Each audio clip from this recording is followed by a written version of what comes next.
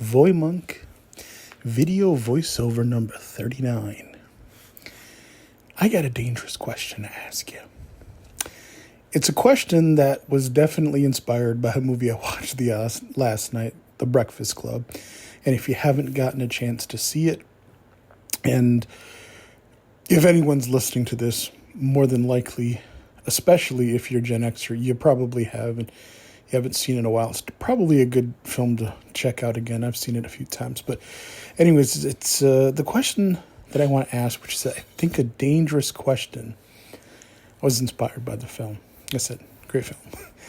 But the point is that, there was a question that's basically asked of, if you had $1 million, like, what would you do? Like, kind of how would it change your life?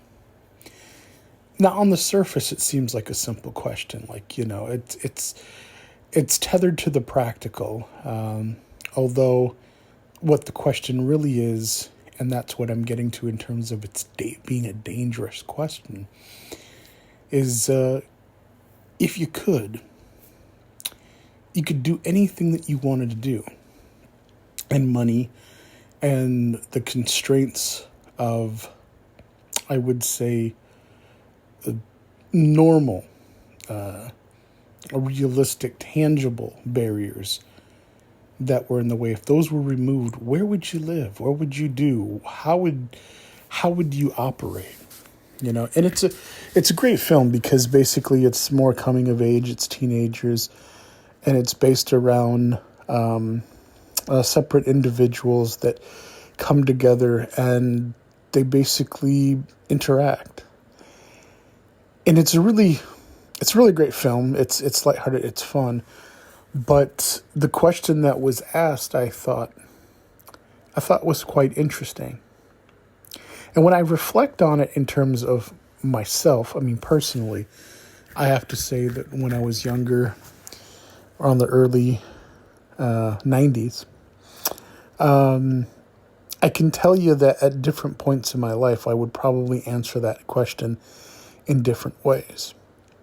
Mostly having to do, of course, from my perspective, and that, if I'd known then what I know now type of situation, I could appreciate, and probably, like I said, my answer would change. Now, obviously, the reason that question is asked in the way of, if you had $1 million, of course, 1985, that would be quite a bit different now, but like $1 billion or whatever.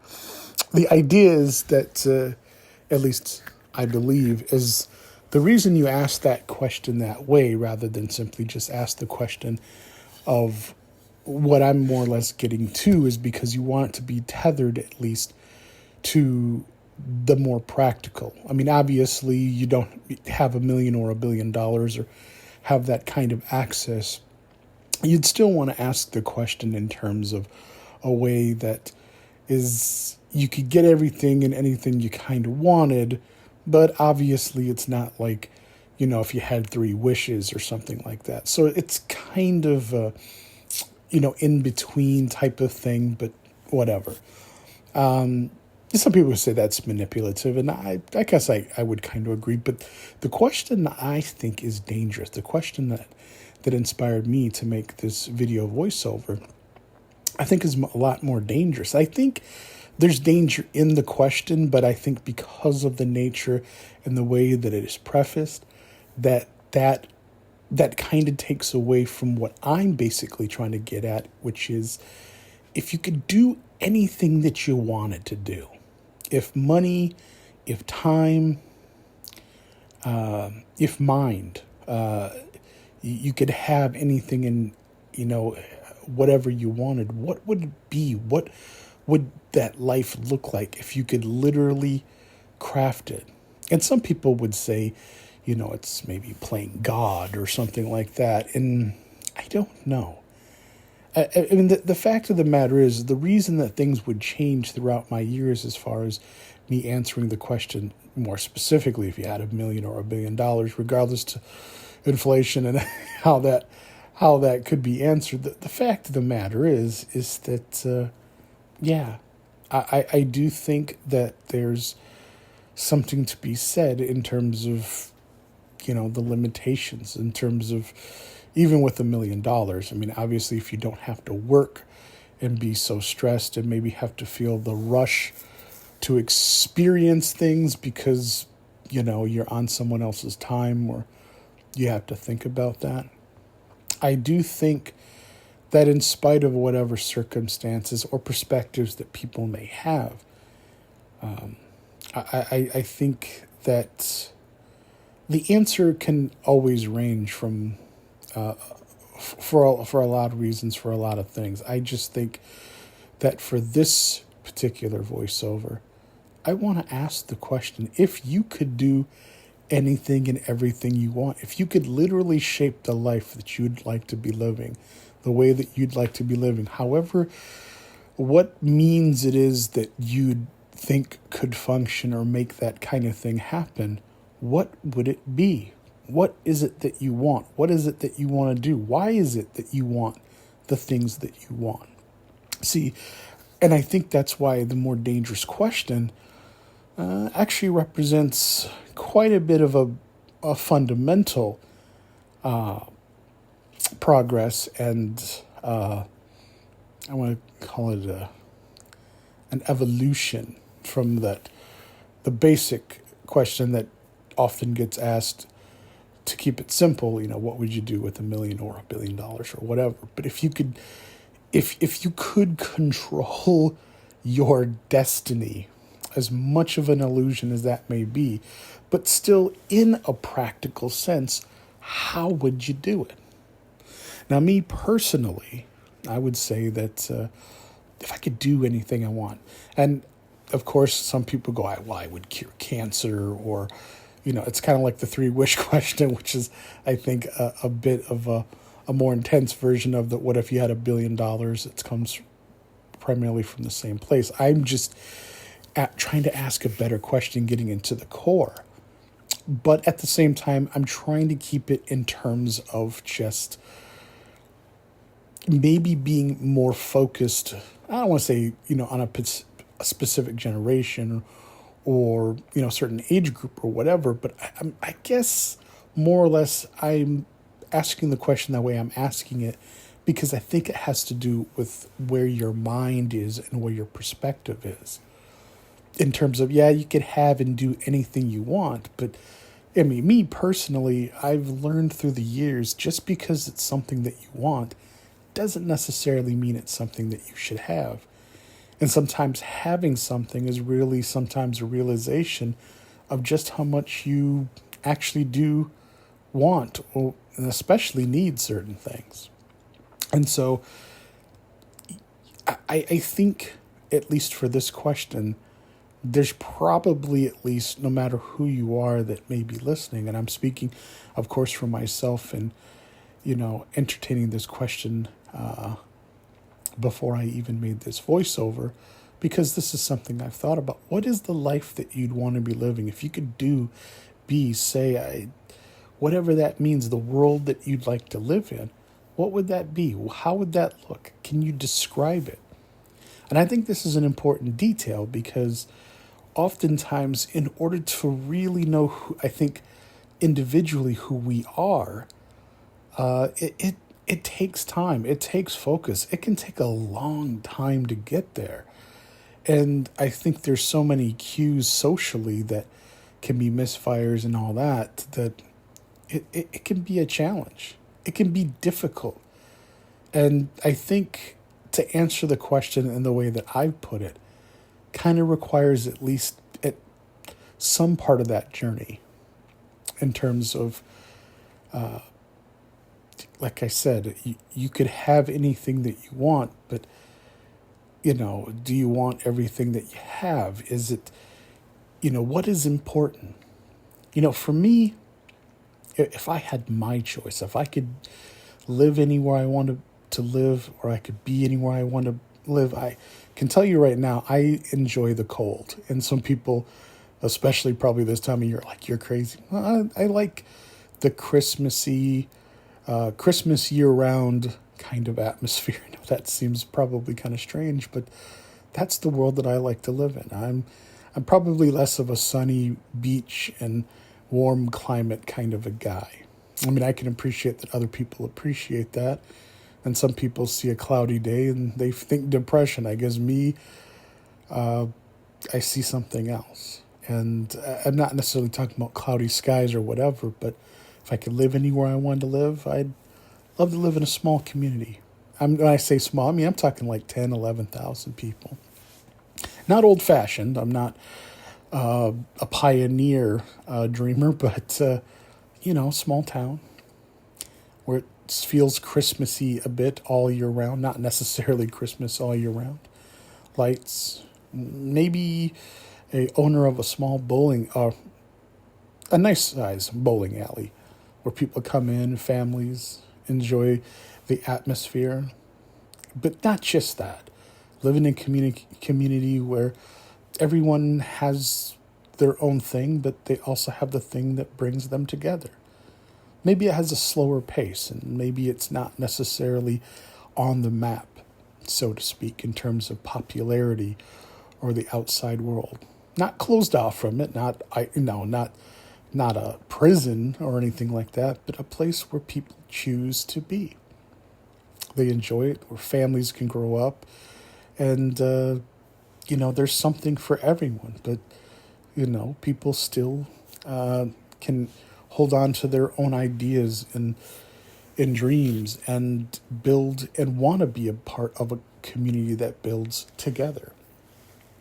And that's a dream I have. It doesn't necessarily have to do with whether or not I have $1 billion or $1 million. And in terms of economic, people having everything that they need as far as food, shelter, and the connection that they want if they choose with anybody and everybody, and even just other establishments, other places where people can indulge in the things that are their hobbies, have fun and enjoy life, and share in the social and life musings.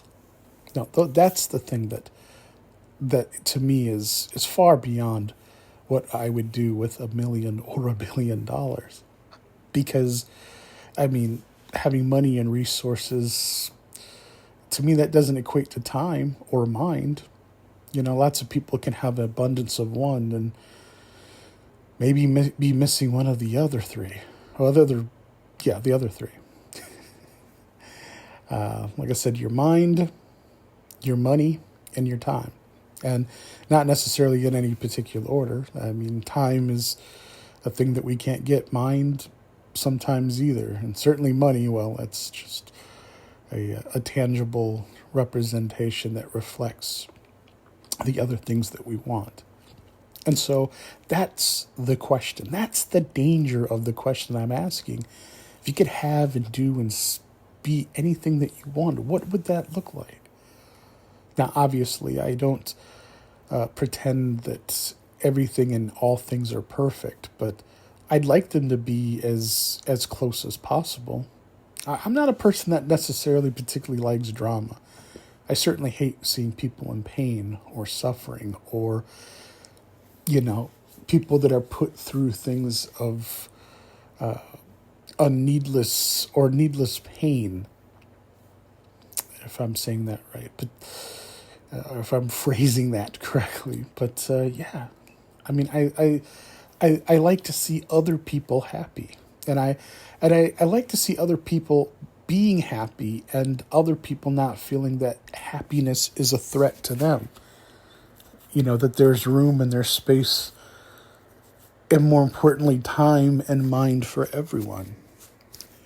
And I bring these kind of things up because with this channel that is the VoyMonk channel, I talk about creating that community and having a place here where if those people who like to vlog and share and talk about the things that as far as interest and similar to my own, like, 80s and 90s pop culture, maybe social media to a degree as far as the things that we all experience together, or just simply talking about life and experiences that we have, sharing our stories and giving, our perspectives, not to be preached to, teached, and, sold things and told what we have to do and how we have to do it. Like I said, the VoyMonk channel is just simply about sharing. And I will probably spend a good time, I should say, a good amount of time doing this channel to encourage that type of thing if I can. If I can grow it. And I believe that I can. I mean, my primary reasons for doing this channel, and you can go through any of the vlogs or voiceovers, and I think you can get a sense from anywhere. Start any place at any time on this channel. And, it's obviously a place where a lot of things can happen.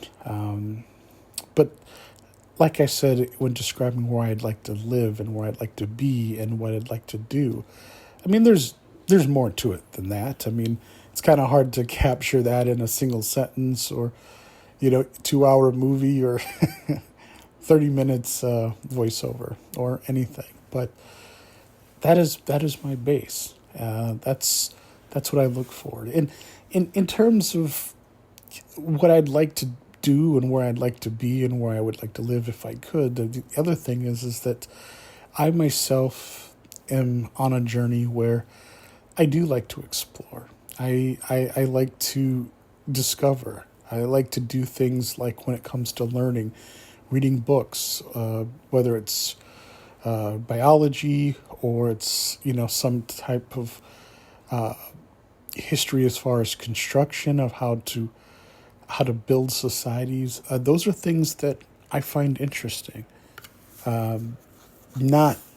Not for the academic reasons in terms of toting those things or whatever, but I like to explore things and see the sense and the size and gather information and knowledge and build on it. Those are things that I also do enjoy as well. And I think that can be done as well as bowling, just enjoying life and doing my own thing. And I would say doing this channel is a big part of that for myself. And that is a primary goal and course, not only for this channel, but, who I am and what I like creating here. It's not about money. That's why it's not about selling you anything or telling you what to do or me pretending that I have knowledge that I don't. I think the 3 major flags I have in life when it comes towards anything, is 1, individuals or circumstances, especially situations where anyone is without the ability to say, I don't know. Nobody knows everything. In fact, as human beings and the smartest person ever, the majority of what there is out there, we don't know, I don't think. That's my perspective.